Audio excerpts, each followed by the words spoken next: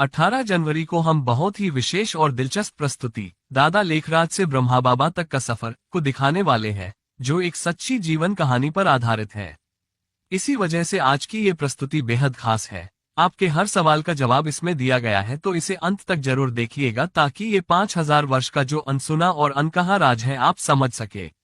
18 जनवरी की विशेष प्रस्तुति को देखना भूलिएगा मत। बाबा, मेरा भाग्य तो मेरे कर्मों से बनता है, ठीक है, लेकिन दुनिया में जो नेचुरल कैलामिटीज, युद्ध, ये सब जो हो रहा है, ये दुनिया तो आपने ही बनाई है ना? मीठे बच्चे, तुम अपने बच्चों को नई चीज देती हो, लेकिन धीरे धीरे तो वो पुरानी हो जाती है। ओह, तो ये दुख दर्द वाली पुरानी दुनिया है। तो बाबा, नई दुनिया कैसी थी?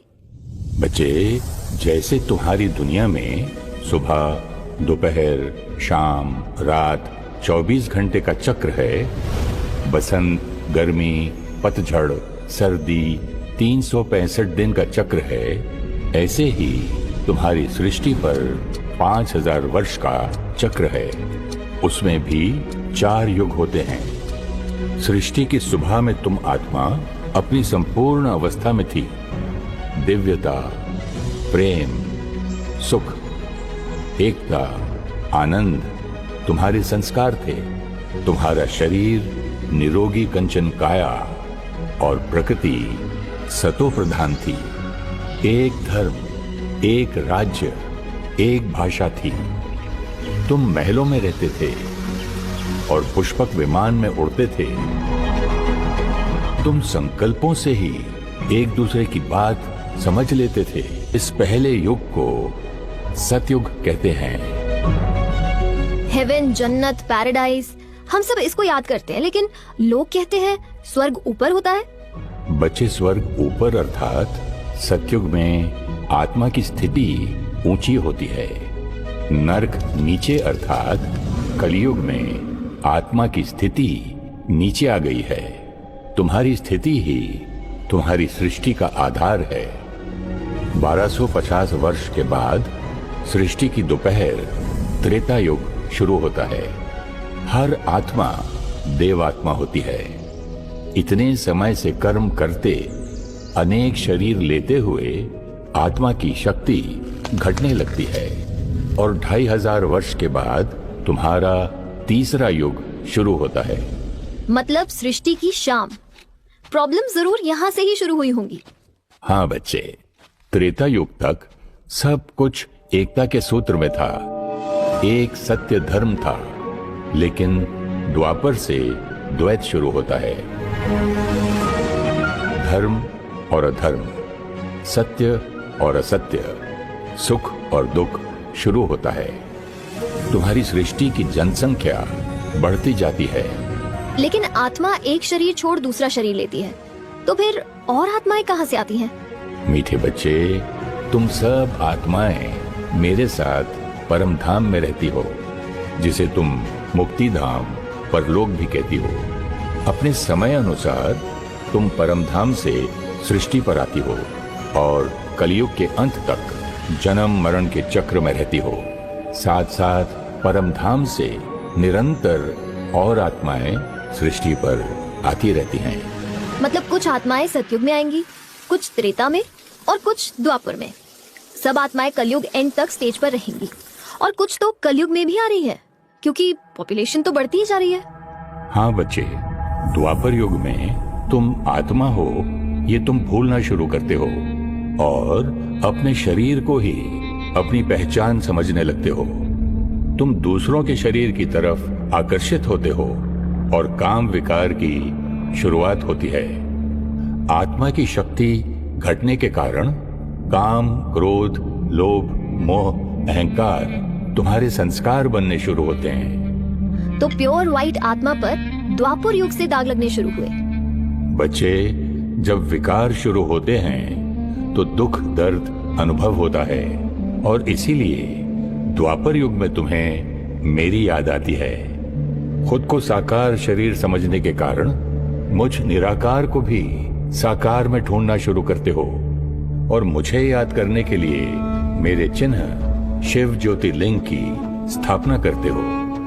मैं निराकार हूं और वो मेरा चिन्ह है। तुम अपने पूर्वजों की मूर्ति बनाकर उन्हें मेरा स्वरूप समझ याद करते हो।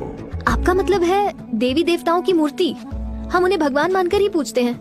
बच्चे, तुम मुझे ढूंढ रहे थे क्योंकि तुम बच्चों को पता था तुम्हारे दुख हर कर तुम्हें सुख देने वाला तुम्हारा परम पिता परमात्मा ही है।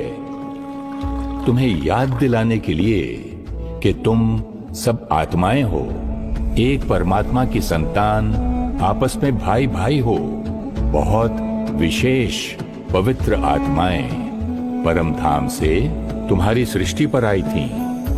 ज़ोरएस्टर, Ibrahim, Moses, Mohammed, Gautam Buddha, Jesus Christ, Mahavir, Shankaracharya तुम्हें मुझसे जोड़ने आए थे, लेकिन तुम उनसे ही जुड़ते गए, अनेक धर्म बनाने लग गए। अगर हम उनकी शिक्षाओं पर चलते तो आज हम यूनाइटेड होते, लेकिन हम तो एक दूसरे से लड़ रहे हैं, युद्ध कर रहे हैं। जैसे तुम वैसी तुम्हारी दुनिया बनती गई और तुम चक्र के चौथे युग कलयुग में पहुंच गए। अब तुम पूरी तरह से भूल चुके हो कि तुम पवित्र शक्तिशाली आत्मा हो। तुम चीजों में खुशी और लोगों में प्यार ढूंढ रहे हो। काम, क्रोध, लोभ, मोह, अहंकार, ईर्ष्या, द्वेष, नफरत अति में पहुंच गए हैं। आत्मिक शक्ति कमजोर हो चुकी है। अब तुम विज्ञान की शक्ति पर निर्भर हो गए हो। युद्ध, मानसिक और शारीरिक बीमारियां, अकाल मृत्यु, प्राकृतिक आपदाएं तुम्हारे जीवन को मुश्किल बना रही हैं। अब लोग कहते हैं कि प्रलय हो जाएगी। कितने साल हैं हमारे पास? बच्चे, हर 24 घंटे बाद रात्रि होती है, तो क्या उसके बाद दुनिया खत्म हो जाती है? आपका मतलब है जैसे रात के बाद रोज सुबह आती है, तो कलयुग के बाद फिर से सतयुग आएगा? हाँ बच्चे, समय का चक्र है।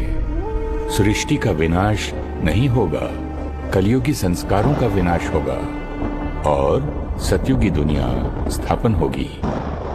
अच्छा बच्चे, ये बताओ, जो दिव्य आत्माएं सतयुग में इस सृष्टि पर थीं, वो अब कहाँ होंगी? कलयुग के एंड तक तो उन्हें स्टेज पर ही रहना है, तो वो यहाँ कलयुग में ही होंगी। कुछ समझ आया बच्चे? अब क्या समझ आना था? ओह माय गॉड, ये तो मैंने सोचा ही नहीं। हम ही सतयुग में थे, तो क्या हम फिर से सतयुग में जाएंगे? लाडले बच्चे, तुम्हारी सृष्टि चक्र के 5000 वर्ष पूरे होने वाले हैं। तुम्हारी दुनिया अब और ऐसे नहीं चल सकती। घोर रात्रि के बाद सवेरा आना ही है। मीठे बच्चे, महापरिवर्तन का समय शुरू हो चुका है।